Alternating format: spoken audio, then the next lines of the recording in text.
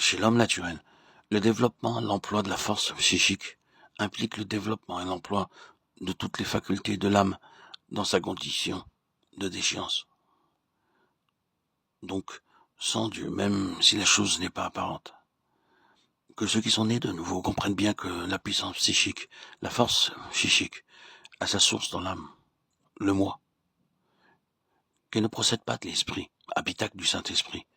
Or Dieu ne se sert pas des facultés naturelles pour l'accomplissement de ses desseins, et ce n'est que lorsqu'elles sont régénérées qu'il peut les employer et manifester sa vie par elles, en sont rachetés.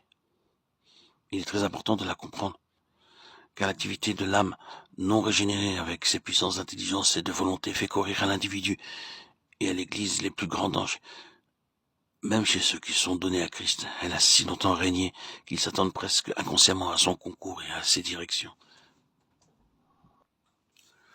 Le moi est si subtil, si puissant, qu'il s'affirme encore chez celui qui sert le Seigneur.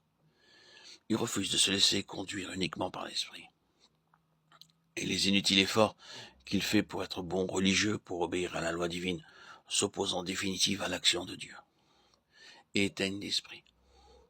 De sorte que ce qui avait commencé par l'esprit dégénérait rapidement pour faire place à une confiance uniquement charnelle. Ce qui préoccupe notre correspondant,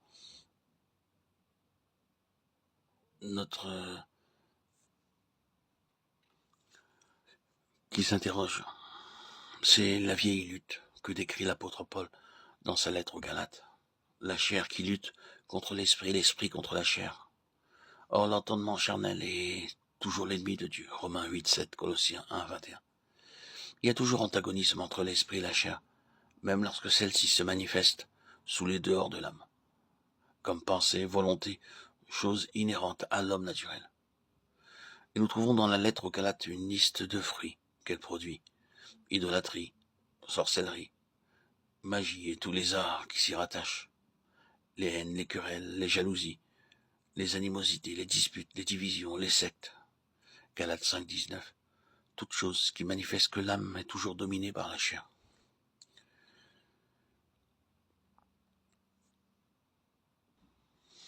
En fait, la guerre des siècles n'est autre chose qu'une bataille entre les puissances de l'âme et celles de l'esprit. Pour nous en rendre compte, il nous faut retourner au berceau de l'humanité et essayer de comprendre ce qu'entraîna la chute du premier homme et quel fut le but de Satan. C'est toujours ce même but qu'il se propose d'atteindre, celui que nous voyons se profiler sur son horizon tout proche. Avons-nous bien compris la portée, la profondeur et tout le tragique de la chute?